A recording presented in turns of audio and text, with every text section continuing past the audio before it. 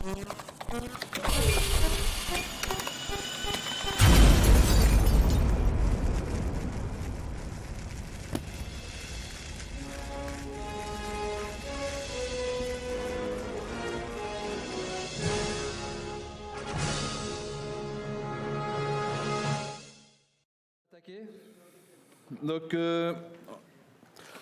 moi, l'an dernier, j'ai découvert HTTP2 et je l'ai découvert avec un truc qui ressemblait un peu à ça.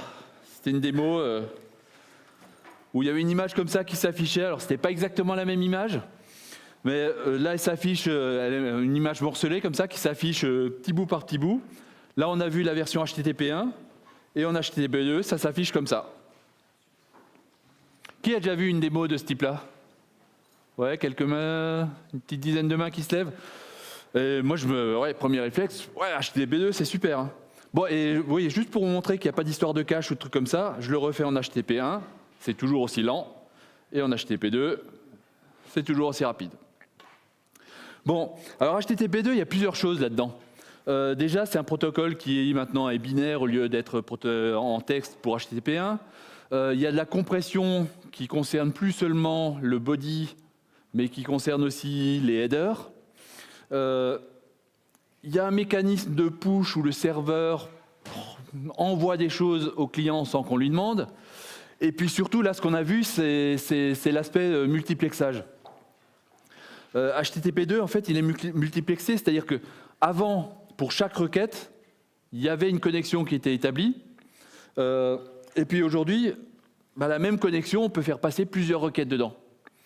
Donc d'un point de vue pratique, ça donne un peu ça. Avant, on envoyait une requête, on récupérait la réponse. On envoyait la requête suivante, on récupérait la réponse, ainsi de suite. Vous imaginez la latence qu'il y a au bout. Et en HTTP2, on envoie la requête. Alors ici, ce serait une requête, par exemple, pour la page HTML. C'est ce qu'on a vu dans l'exemple. On récupère la réponse. Le navigateur va se rendre compte qu'il lui faut N ressources supplémentaires, c'est les petites images. Et il envoie toutes les requêtes concernant les images en même temps. Et il reçoit les réponses, alors pas forcément en même temps, mais rapidement. Et donc là, ce qu'on économise, c'est de la latence. Et sur l'exemple de l'image morcelée, c'est vraiment cette histoire de latence qu'on voit apparaître. Là, je vous ai mis le waterfall des outils de dev de mon navigateur. C'est une version simplifiée de l'image qu'on a vue. Il y a un peu moins de morceaux. Et donc ça, c'est en HTTP1. Vous voyez qu'on voit les images venir les unes après les autres, petit à petit. Et en HTTP2, on a ça. Alors chaque requête est plus longue à être traitée, mais au final, comme on n'a pas la succession des latences, le résultat est plus rapide. Et c'est à peu près à l'échelle, là, hein. Donc on a divisé par 2 à peu près les temps de réponse. Donc moi, je m'appelle Alexis Hassler, je suis développeur indépendant. Et je vais vous parler d'HTTP2 du point de vue qui est le mien, c'est-à-dire du point de vue du développeur. C'est-à-dire comment utiliser HTTP2 dans mon code, qu'est-ce que ça va m'apporter, qu'est-ce que ça va changer à mon code. Par contre, je ne vais pas vous parler de ce qu'il y a à l'intérieur du protocole, le côté binaire, la compression, tout ça. Voilà, je vais m'axer plus sur la logique du code, comment je configure mon environnement et comment j'impacte mon code là-dessus. Alors on va commencer par voir un peu de l'HTTP2 tout simple, c'est-à-dire on va reprendre un site statique, une page statique, et je vais commencer avec un outil qui est dédié à HTTP2, il a été fait pour ça. Donc je vais lancer donc l'outil s'appelle NGHTTP2. Donc le serveur, c'est NGHTTPD. Donc là, je vais faire dans un premier temps une version sans TLS. Je vais lui dire de chercher des choses dans un répertoire donc, qui s'appelle comme ça sur mon poste, et je vais lui donner un port 8009 ici. Donc là, je l'ai démarré, ouais, il n'est pas très bavard. Je vais l'arrêter pour le relancer en background. Et je vais utiliser maintenant le client du même outil, NGHTTP. Et puis je lui dis, avec l'URL que je viens de démarrer,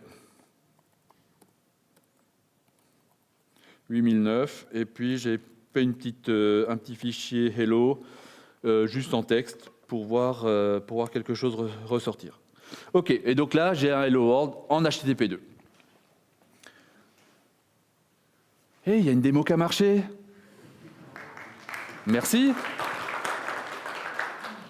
Bon, alors du coup, on va continuer, on va le faire dans le navigateur, parce que finalement, HTTP, on l'utilise souvent dans le navigateur. Et là, bon, j'ai bien fait de demander des applaudissements avant, hein, parce qu'on voit que ça se passe un peu plus mal. Il me dit quoi? Il me dit la réponse HTTP est invalide. Bon. Alors, je vous donne quelques explications. Là, on vient juste de voir une petite subtilité du protocole. C'est que le protocole, il a deux modes. Là, j'ai démarré en OTLS. C'est la version de droite, H2C, Clear Text. Et le mode Clear Text, en fait, il n'est pas supporté par les navigateurs. Donc là, j'ai démarré un serveur qui ne peut être utilisé qu'avec un client ligne de commande ou quelque chose comme ça. Les navigateurs, ils ne supportent que les modes H2 qui, eux, sont basés sur TLS.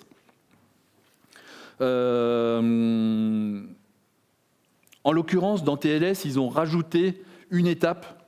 Vous savez que TLS, en fait, il y a une négociation au départ entre le client et le serveur pour choisir la version de TLS, pour choisir les algorithmes de chiffrement, des choses comme ça.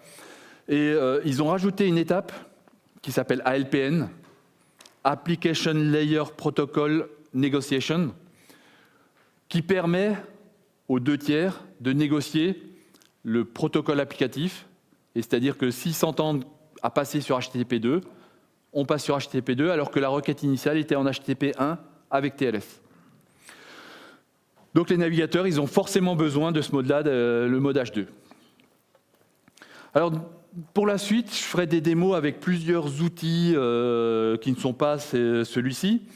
Et à chaque fois, je vais démarrer, donc je vais essayer de démarrer à chaque fois avec un port en HTTP1, qui va être le 8001 à chaque fois, un port en HTTP2, mais Clear Text, ce sera le 8002, et un port en HTTP2 sur TLS, qui sera le 8003.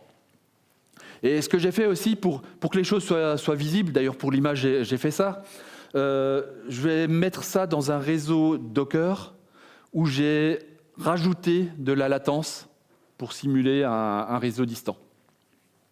Parce qu'encore une fois, c'est tout une histoire de latence, et s'il n'y a pas de latence, il n'y a pas de problème. Alors, côté client, on a vu les navigateurs, enfin je vous l'ai dit à l'instant, les navigateurs supportent HTTP2, mais uniquement sur TLS, et la plupart des navigateurs du marché aujourd'hui ont ce support, il n'y a plus trop de soucis là-dessus, que ce soit sur laptop, ou enfin sur ordinateur ou téléphone. Sur les outils ligne de commande, donc on a vu NGHTTP qui ne fait que de l'HTTP2. Et si on se réfère un peu aux outils classiques qu'on a en ligne de commande comme curl, curl il peut faire de l'HTTP2, mais il faut avoir ajouté les options à la compilation. Moi, sur ma distrib ici, je n'ai pas d'HTTP2, il faut que je le réinstalle avec la bonne option. Et puis wget, je n'ai pas trouvé de support d'HTTP2, je ne sais pas où ils en sont, je ne sais même pas si ça les intéresse. J'ai rien vu. Pour les langages, la plupart des langages aujourd'hui ont un support d'HTTP2. Alors je ne vais pas parler de tous, je vais me focaliser un peu sur ce que moi j'utilise, c'est-à-dire JavaScript, Java. Dans JavaScript, le support HTTP2 a été ajouté dans Node.js 8.4 et il est toujours expérimental. C'est-à-dire même dans la version 9, c'est encore expérimental. Donc ça marche, il y a un module dans le noyau de Node.js qui est là pour ça, mais vous avez un petit warning au démarrage disant attention, c'est encore expérimental. Si vous avez un Node plus ancien, il y a des modules externes qui peuvent être installés pour rajouter ce support. Dans le monde Java, il y a un nouveau client HTTP qui a été ajouté depuis Java 9. qui supporte HTTP2. Par contre, il est en incubation. Et alors, c'est ça qui est magique dans ces systèmes d'incubation, c'est que comme il est en incubation, il est dans des packages marqués comme incubator, jdk.incubator. Et du coup, le jour où il passera si un jour il passe en version stable, il faudra revoir tout votre code pour changer le package. Donc bon, moi ça me plaît pas trop, et du coup, je vais préférer quand même utiliser des librairies tierces qui, elles, supportent tout à fait HTTP2. Bon, côté serveur. Alors celui-là, on l'a vu tout à l'heure, NGHTTPD. Donc il fournit à la fois un client et un serveur. Et ce qui est sympa, c'est qu'ils l'ont packagé avec, sous forme d'une librairie, avec les interfaces lignes de commande. Et la librairie en question, du coup, elle peut être utilisée par d'autres projets, d'autres outils. Typiquement, elle est utilisée par Apache. Apache, il y a un module HTTP2 qui a été ajouté dans la distribution qui utilise cette librairie. Donc pour le faire fonctionner, vous chargez votre module HTTP2 et ensuite, au niveau des protocoles que vous voulez supporter pour un virtual host, en plus d'HTTP 1.1, vous ajoutez H2C si vous travaillez sur un connecteur ClearText et H2 si vous travaillez sur du TLS. Il y a une petite contrainte quand même pour un OpenSSL assez récent pour qu'il contienne les bons algorithmes de chiffrement. Il faut que ce soit des choses suffisamment récentes et modernes. Bon, pour NGX, c'est un peu la même chose. Il y a aussi un module qui est fourni en standard. C'est même un peu plus simple parce que d'une part, il n'y a pas besoin de faire de load module au préalable. Et ensuite, qu'on soit en ClearText ou en TLS, il suffit d'ajouter HTTP2 au listen et ça marche de la même façon. Alors, on va faire un petit essai où ce que je vais faire, je vais démarrer, toujours dans mon réseau Docker, je vais démarrer un Apache.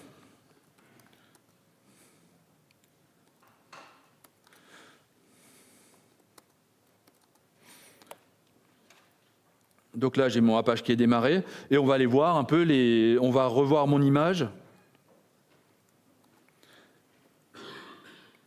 avec les différents ports. Donc 8001 pour de l'HTTP1. Je vais faire afficher les outils de dev pour voir un peu ce qui se passe.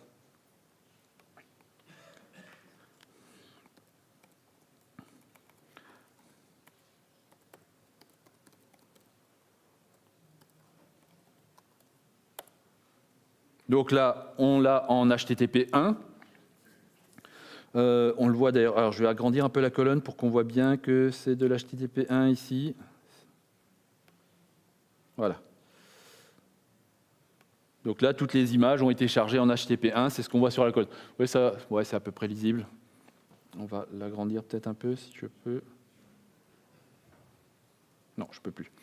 Bon, ensuite, HTTP2, donc le ClearText. On passe en 8002. Et là, on ne voit pas beaucoup de différence avec la 1. J'ai démarré ce port 8002 en HTTP2. Et quand on voit dans l'outil de dev, il me dit toujours c'est de l'HTTP1. Quelqu'un a une idée pourquoi c'est comme ça? Alors, ce n'est pas de la négociation ici, puisqu'on est en ClearText, et la négociation, elle est que quand on est sur du TLS. En fait, dans tous les cas, on commence par même là, le navigateur il commence par une requête en HTTP1. Le serveur il reçoit cette requête en HTTP1 sur du ClearText. Éventuellement, ce qu'il peut vouloir, ce ne sera pas une négociation, mais il peut vouloir proposer un upgrade. Un peu comme ce qu'on a en WebSocket, mais là, ce serait de l'upgrade HTTP2. Sauf que le client, il ne supporte pas, il déclare ne pas supporter HTTP2. Donc le serveur, il bascule sur de l'HTTP1, puisque Apache il supporte aussi HTTP1. Donc ici, ce qu'on vient de voir, c'est une autre variante du fait que le navigateur ne supporte pas HTTP2 en ClearText. La différence avec tout à l'heure, c'est que tout à l'heure, on avait un serveur qui faisait que de l'HTTP2, et maintenant, on a un serveur qui est Apache qui fait du 1 ou du 2. Donc Il y a un fallback en HTTP1. Bon, on va essayer en TLS. À votre avis, ça va donner quoi là? HTTP2, HTTP1? Rien du tout? Qui vote pour le 2? Ouais, je crois que toutes les mains sont levées. Ah non, je vois une ou deux là qui... Ah ouais, bon, c'est juste un problème de certificat. Mais ouais, H2, on est bien en HTTP2, c'est bon. Ouf. Bon, alors je vais arrêter mon serveur. Bon, donc ça c'était les serveurs statiques. Si vous faites du JS, qui fait du Node? Ouais, une quinzaine de mains. Ok. Alors en Node, donc je vous ai dit qu'il y avait un support côté client, il y a un support côté serveur, c'est le même module qui le fait, un module HTTP2. Toujours expérimental aussi, que ce soit pour serveur ou pour client. Et sur cet objet HTTP2, bah, si je veux faire du H2 avec du TLS, je lui demande de créer un serveur sécurisé. Et si je veux faire du H2C, bah, je lui demande juste de créer un serveur. Et là-dessus, il se mettra en écoute et ça marchera normalement. Qui fait de... Alors moi, quand je faisais du Node, j'avais rajouté de l'Express par-dessus pour gérer mes routes et tout ça. Quelqu'un fait de l'Express? Qui fait de l'Express? Ouais, quelques mains. Il y avait plus grand monde qui lève la main là, du coup. Ben, avec Express, ça marche plus. Avec Express 4. Parce qu'en fait, il y a des choses qui ne sont pas dans l'API et ça ne marche plus. Donc, faudra attendre Express 5 pour qu'ils ajoutent le support du module HTTP2. Si toutefois vous voulez faire de l'HTTP2 en Express 4, c'est quand même encore possible, mais il faut utiliser un des modules tiers dont je vous parlais tout à l'heure pour le client, qui est le mode Speedy, le Node Speedy. Speedy, en fait, c'est l'ancêtre d'HTTP2. C'était un peu le protocole d'avant la standardisation. Donc, il y avait déjà un module Node qui faisait du Speedy, et quand ils ont standardisé le protocole, quand ils ont standardisé HTTP2, le module Speedy, il implémente à la fois du Speedy et de l'HTTP2. Et lui, il est complètement compatible avec Express 4. Donc si vous faites de l'Express 4, c'est lui qu'il faut utiliser plutôt que le module HTTP2 fourni en standard dans Node. Bon, et en Java, qui fait du Java? Ah, il y a plus de mains qui se lèvent, ouais. Ok. Alors en Java, depuis Java 9, le support d'ALPN a été ajouté. C'est pour ça aussi d'ailleurs que le client fonctionne et ça facilite un peu les choses côté serveur. Dans Java 8, il n'y avait pas d'ALPN, mais on pouvait l'ajouter. Alors il y a une librairie assez classique qui était fournie par Jetty qu'on pouvait ajouter en le mettant dans le boot ClassPass. Il y a quelques librairies autres, mais c'est vraiment celle de Jetty qui est la plus utilisée. Et puis, sur des versions plus vieilles, on laisse complètement tomber HTTP2 parce que tout ce qui est chiffrement, les algos ne sont pas à jour. Donc, 8 ou 9 pour que ce soit intégré. Ensuite, côté serveur, alors j'en ai juste pris 2-3 pour montrer un peu. En fait, j'ai pioché un peu dans les classiques comme Tomcat. Qui fait du Tomcat? Ouais, il y a pas mal de mains qui se lèvent encore. Il y a un copain qui me disait que Tomcat, c'était has-been. Visiblement, ça n'est pas encore tout à fait le cas. Donc dans Tomcat, pour ajouter le support d'HTTP2, au niveau d'un connecteur HTTP standard, classique, on rajoute l'upgrade protocol pour lui dire de basculer en 2. Comme ça, il supportera les deux versions. Donc H2C, on l'ajoute à un connecteur ClearText. Et pour faire du H2, on l'ajoute à un connecteur qui, lui, est en TLS. Ouais, mais effectivement, TLS, si on est en Java 8, il n'y a pas d'ALPN. Et donc, il faut utiliser un connecteur qui se base sur du TLS façon OpenSSL. Vous savez, en Tomcat, on a le choix entre se baser sur du OpenSSL ou se baser sur le SSL ou le TLS interne du JDK. Donc si vous avez du Java 8, vous n'avez pas le choix, vous êtes obligé d'utiliser du TLS façon OpenSSL.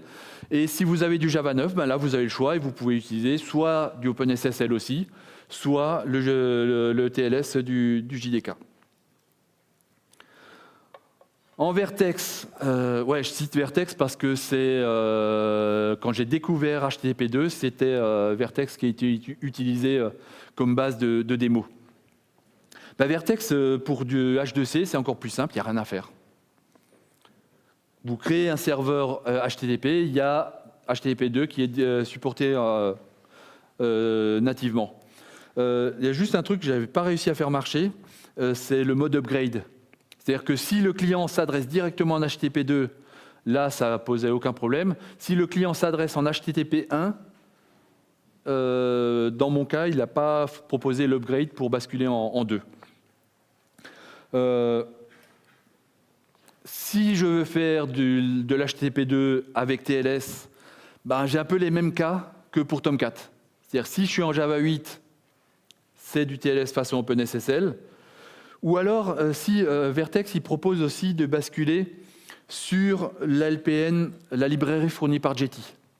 Il supporte cette librairie alors que Tomcat ne supporte pas. Ou alors, sinon, Java 9. Là, Vertex 3.5 supporte Java 9.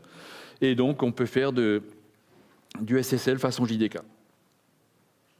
Bon, après, pour Spring, Spring, si vous utilisez un serveur web Tomcat, vous ajoutez le protocole HTTP2 en tant qu'upgrade. Si vous utilisez Undertow, vous ajoutez l'option de serveur HTTP2. Tout ça, ça fonctionne sans problème. Si vous faites du Java EE, la plupart des serveurs d'application Java EE supportent de l'HTTP2. Et bientôt, ils vont absolument tous le supporter, puisque HTTP2 est inscrit dans la spécification Java EE 8. Et il y a même marqué qu'il faut supporter à la fois H2 et H2C dans tous les cas.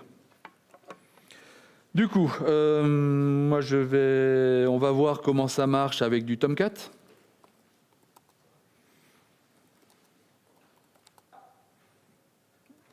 Je vais faire du Tomcat avec du Java 8. Ah, il y a une erreur au démarrage. Ouh.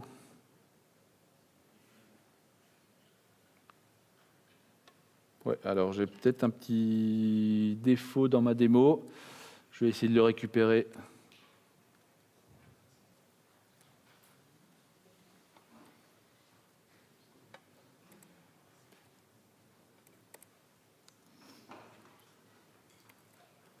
Je pense que j'ai écrasé mon...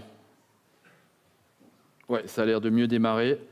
Je pense que j'avais fait une petite bêtise dans mon certificat. Alors, je vais redémarrer à 8001. OK, on est toujours en HTTP 1. En 8002, qu'est-ce que je vais avoir? Qui vote pour HTTP 2? Non, personne? HTTP 1? Ouais, 2/3 de la salle.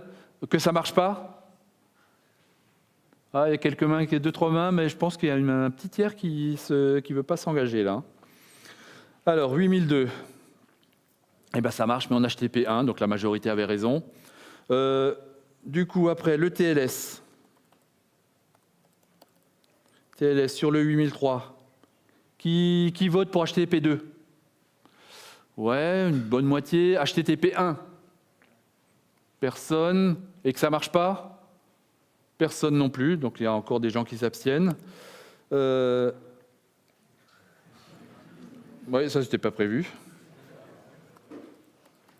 Alors, j'ai pas compris ce qu'il m'a fait.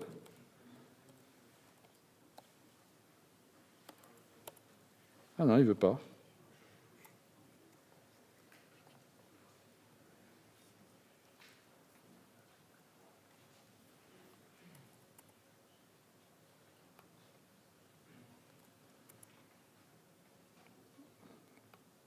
Alors, je ne sais pas ce qu'il m'a fait tout à l'heure. Mais là, effectivement, ça marche. Et ça marche en HTTP 1. Moi, je crois qu'il n'y a pas grand monde qui a eu juste ce coup-ci. En même temps, je vous ai caché des informations. J'aurais dû vous dire que le 8003, c'est un connecteur qui se base sur du JSSE, c'est-à-dire de TLS du JDK. TLS du JDK plus Java 8, il n'y a pas d'ALPN, il n'y a pas de négociation pour passer en HTTP2, donc on reste en HTTP 1. Et j'ai rajouté un autre port, un 8004, qui lui se base sur du OpenSSL, et là on bascule en HTTP2. Java 8, j'ai besoin d'OpenSSL pour faire fonctionner. Bon, je vais le laisser comme ça, celui-là. OK. Alors, il y a un truc aussi, dans Java 8, ils ont rajouté une classe supplémentaire qui est le push builder. Donc, en fait, Java EE8 dit on rajoute le support d'HTTP2 et il y a une nouvelle classe qui, elle, va servir à faire du push.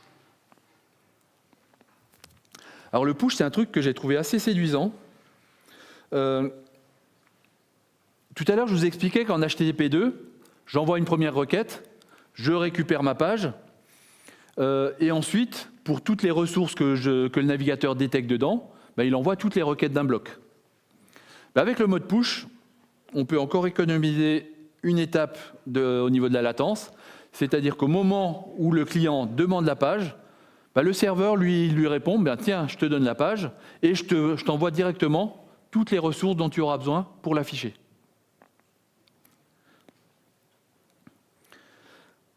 Alors en Apache, il y a une directive qui a été créée pour ça, H2Push Resource. Dans Nginx, ça a été ajouté il n'y a pas très longtemps.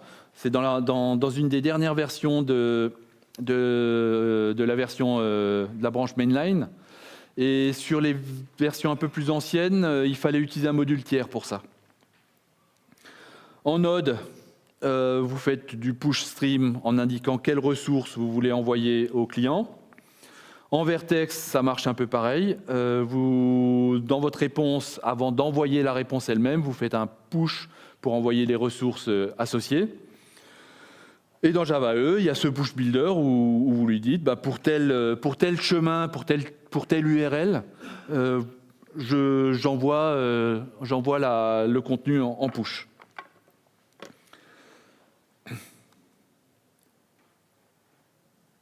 Alors j'avais fait dans ma démo une variante avec le même contenu, mais c'est une JSP en fait où j'ai mis le code push que vous avez vu dans le slide. Alors sans le push, on va le revoir, ça donne ça en HTTP2 toujours, et avec push, ça donne ça. Vous voyez la différence? Ça commence à être fin, hein. C'est pas aussi flagrant que différence HTTP 1 ou 2, mais on a gagné quand même une étape. Si vous regardez le waterfall à côté, on a dû gagner 1 ou 2 dixièmes sur 5 ou 6. Donc ça a l'air, ça peut être sympa quand même.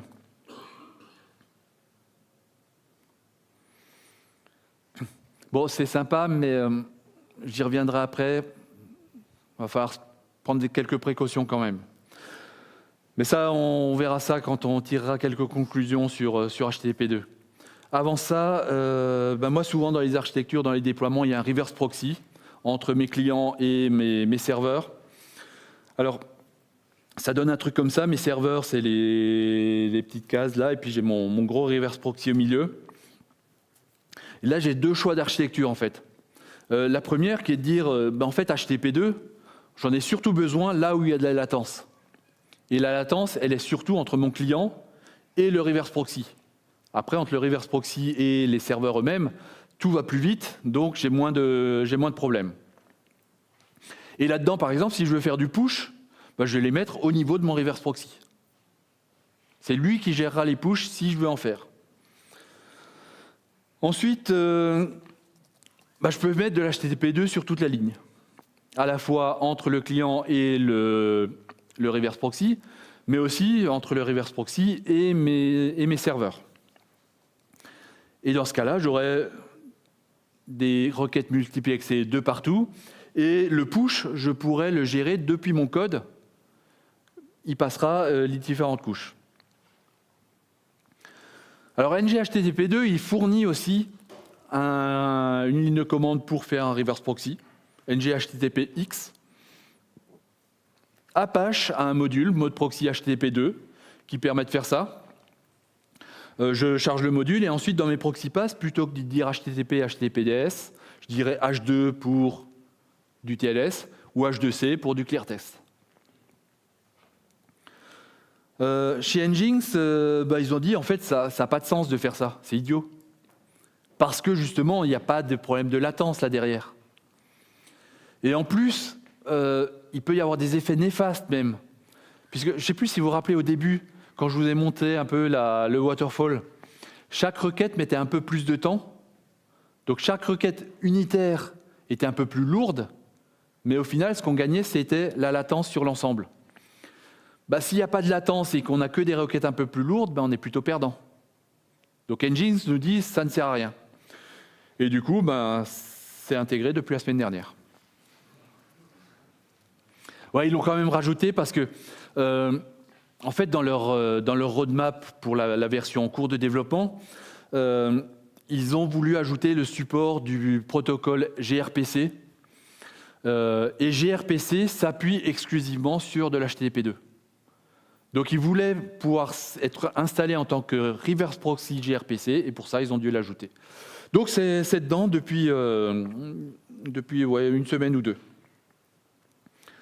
Alors, moi, pour ma démo, je vais reprendre mon Tomcat. Enfin, je le garde, je ne l'ai pas arrêté. Et puis, à côté, je vais redémarrer un Apache qui, lui, fonctionne en mode proxy.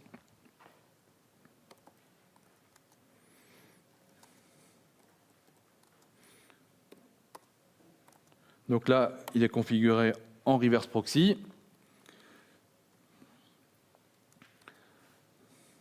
Donc là, les requêtes que je vais envoyer maintenant, c'est plus sur le host demo.server, mais demo.proxy. Alors, j'ai respecté toujours les ports, 8001. Peut-être que j'affiche les DevTools. 8001, c'est toujours de l'HTTP2, de l'HTTP1, pardon. 8001, c'est de l'H2C. Bon, on a compris que ça ne marchait pas. 8003, toujours des problèmes de certificat. Voilà, 8003, c'est de l'HTTP2. Par contre, là où j'ai dû faire des choses un peu plus compliquées, c'est que le 8003, juste comme ça, il fait de l'HTTP2 jusqu'à Apache, mais derrière, il fait de l'HTTP1. Et ensuite, j'ai des contextes H2, par exemple. H2 qui fait de l'HTTP2 de partout. Vous avez vu la différence au niveau du temps d'affichage? Non, non, on ne voit rien là, c'est trop rapide. Et H2C, qui lui fait de l'HTTP2 clear text entre le reverse proxy et le back-end. Donc là où on va pouvoir voir des différences peut-être, c'est avec le push. Avec le push.jsp. Là, j'ai appelé la méthode la page qui fait du push. Alors avant, ils me disaient si c'était du push ou pas, mais maintenant, ils ont changé. Enfin, il y a eu une mise à jour. Par contre, j'ai des logs dans mon Tomcat. Et vous voyez que ici, du fait que c'est de l'HTTP1 entre mon Apache et mon Tomcat, pour Tomcat, il n'y a pas de push possible. Donc ça, je l'ai détecté et je l'ai mis dans les logs. Donc logiquement, maintenant, si je mets de l'HTTP2 aussi entre Apache et Tomcat, je devrais voir du push enabled sur mon Tomcat. OK, on va vérifier les logs. Et non, en fait, non. En fait, non, parce que ce qui se passe, c'est que au début de la communication entre mon client, qui ici est Apache, et mon Tomcat, qui veut faire le push, au début de la communication, les premiers échanges, enfin le premier paquet, c'est un paquet de configuration. C'est-à-dire que le client envoie des informations de configuration qui le concernent. Et là, en l'occurrence, le reverse proxy Apache, il a dit, on va faire de l'HTTP2 tous les deux, mais sans push. le reverse proxy Apache désactive le push. Bon, du coup, un des intérêts d'HTTP2 entre le reverse proxy et le Tomcat, ça tombe un peu à l'eau, non? Alors après, je n'ai pas encore parcouru tous les reverse proxy, je ne sais pas trop s'il y en a qui le supportent ou pas. Mais en tout cas, visiblement, Apache, ils n'en veulent pas. Bon, on va poser un peu les valises. Ouais, cherchez pas de signification là. C'est juste que là, le deuxième rangé, la suite du milieu, j'aimais bien son regard, alors je me suis dit, il faut que je rajoute dans mes slides.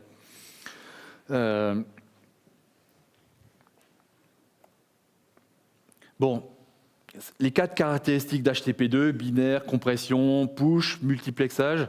Multiplexage, on a vu que c'était sympa. Le push, ça avait l'air assez sympa aussi. Moi, je vois quand même un impact de ce multiplexage sur mon code, sur ma façon d'organiser mon application. C'est déjà tous les contournements qu'on a mis en place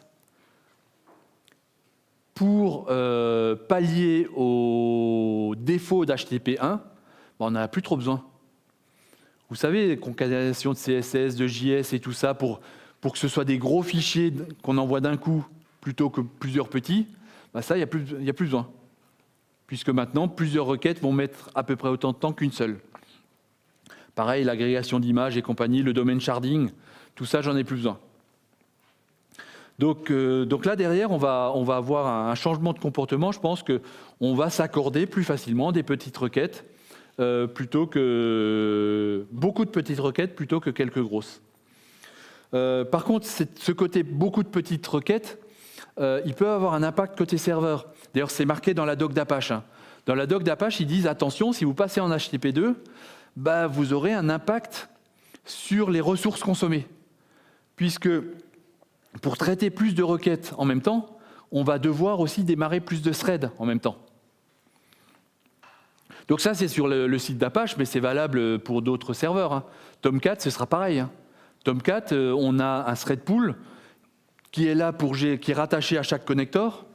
Et du coup, si on a beaucoup de petites requêtes, il va peut-être falloir augmenter le thread pool.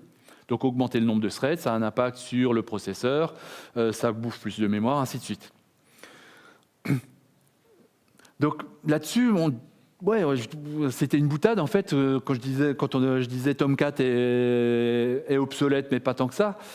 Tomcat, on voit que son modèle de fonctionnement, il est peut-être pas aussi adapté que ça à de l'HTTP2.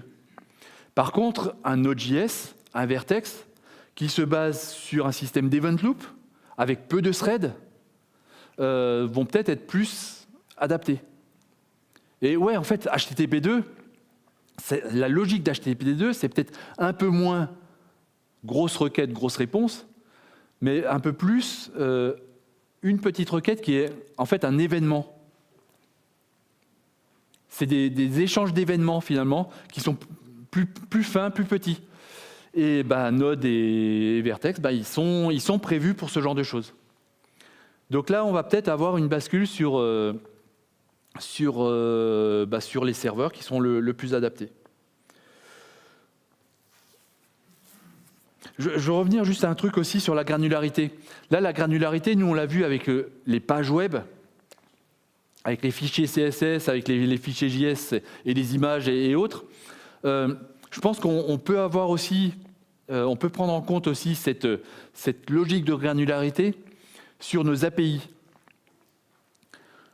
Moi, depuis qu'on fait des API, on me dit toujours fais des espèces d'API un peu façade qui renvoient beaucoup d'infos pour éviter d'aller chercher des infos de granularité trop fine.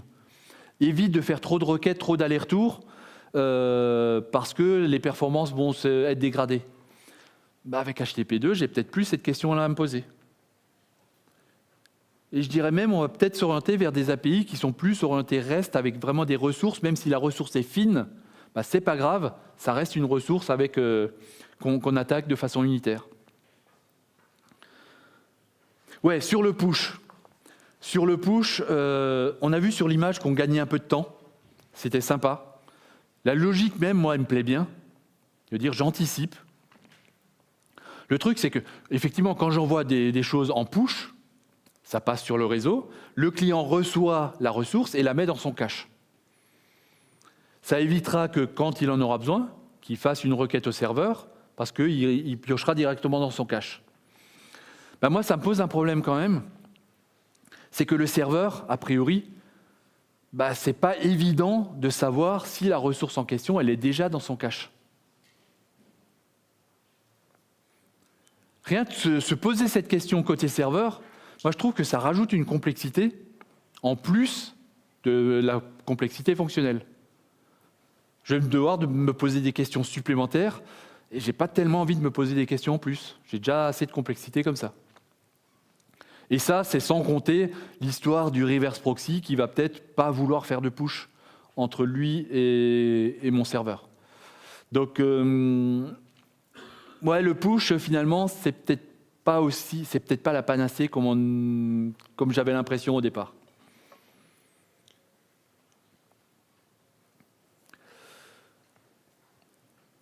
Si vous voulez en chercher, essayer ensuite de tester d'autres serveurs, faire d'autres... j'en ai quelques-uns en plus sur mon GitHub. Je n'ai pas montré de Node, je n'ai pas montré de Wildfly, de choses comme ça. Il y a des exemples sur mon GitHub.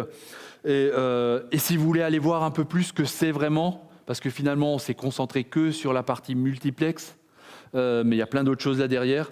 Les specs de HTTP2 sont aussi publiés sur GitHub. Donc, allez voir, allez vous connecter et vous pourrez aller plus loin sur le sujet. Et avec ça, j'ai fait le tour de ce que je voulais dire.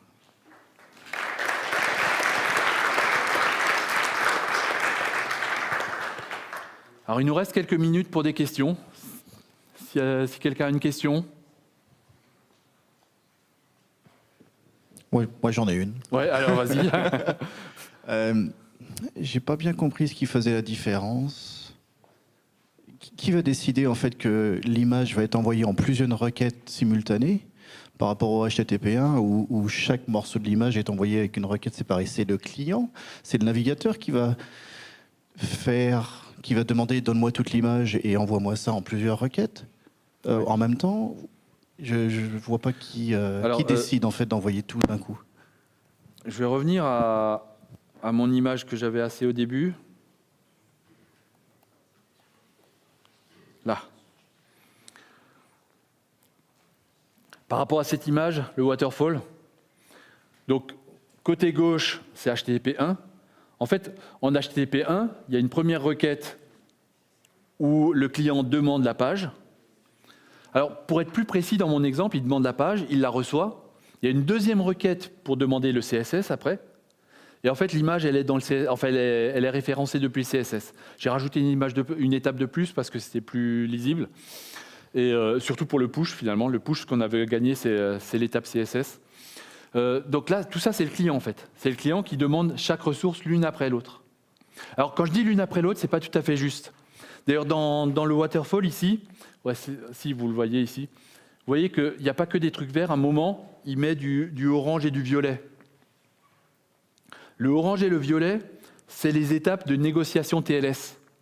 C'est-à-dire que ce qui s'est passé, c'est qu'au début, les requêtes étaient l'une après l'autre, réellement. Et au bout de quelques requêtes, il s'est dit « Tiens, je vais peut-être, pour améliorer le fonctionnement, ouvrir d'autres connexions avec ce serveur. » Donc, ce n'est pas exactement du l'un après l'autre. Il peut ouvrir, je ne sais plus, 4 ou 6 connexions avec un serveur. Et donc, mais c'est quelques requêtes en parallèle.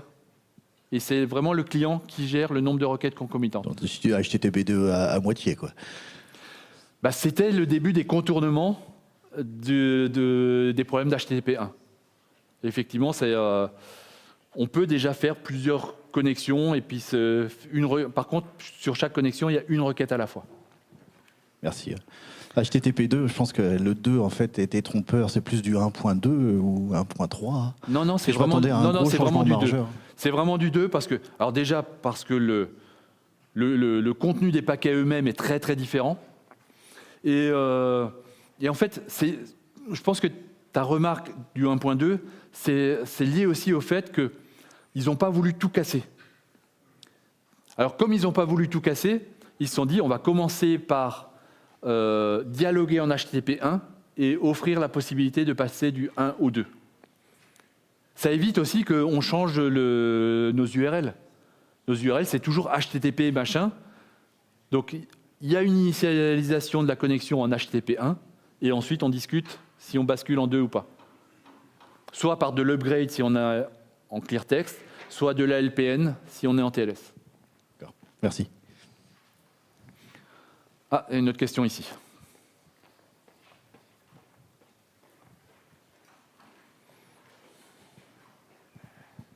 Ouais, ma question c'est, est-ce que j'ai déjà fait de l'HTTP2 sans le savoir? Oui. Oui, alors de l'HTTP2 sans le savoir, je pense qu'aujourd'hui, le taux d'adoption d'HTTP2 sur l'Internet, sur les sites web, je crois qu'il est de l'ordre de 60%. Alors qu'on n'en entend pas beaucoup parler. En fait, il y a eu un boost énorme le jour où Cloudflare est passé en HTTP2. Et eux, en fait, voilà, ils ont boosté ça, ils sont passés en HTTP2 sans trop le dire, et du coup, ça a boosté tout le monde. Mais donc mes sites internet, j'en ai qui passent par Cloudflare et ils sont passés en HTTP2. Donc j'ai déjà fait de l'HTTP2 sans le savoir. Mais ça n'a pas changé ma vie non plus. Moi j'ai une question. Donc là on a vu qu'on était dans un navigateur desktop. Sur du smartphone où là on a du coup pas du tout les mêmes contraintes en termes de performance et de latence. On est complètement gagnant avec HTTP2 ou il y a des drawbacks en fait? Je sais pas. Je sais pas, j'ai pas testé sur mobile. Donc je n'ai pas de feedback à te donner, désolé.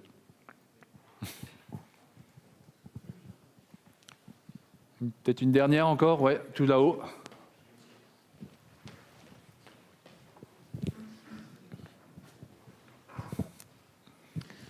Ouais, en tant que développeur back-end, on a un certain nombre de petits détails à connaître quand même sur HTTP, notamment au niveau des headers de mise en cache, ce genre de choses, pour les retourner correctement, les valoriser correctement. Est-ce que c'est des connaissances qui restent valables avec HTTP2 ou est-ce que tout ça c'est à oublier, c'est renommé, c'est différent? Alors, y a les headers qui existent en HTTP1, ils existent toujours. Par contre, il y a des choses en plus qui s'appellent les pseudo-headers. Puisque tes paquets HTTP2, ils ne sont pas dans la même réponse, il y a des petites choses en plus. Et puis, il y a des choses en plus sur l'optimisation du transport des headers. C'est-à-dire que tu peux te lâcher un peu plus, à mettre plus de choses dans les headers, parce que là, avec HTTP2, ce qui va être transporté, c'est que les deltas de headers.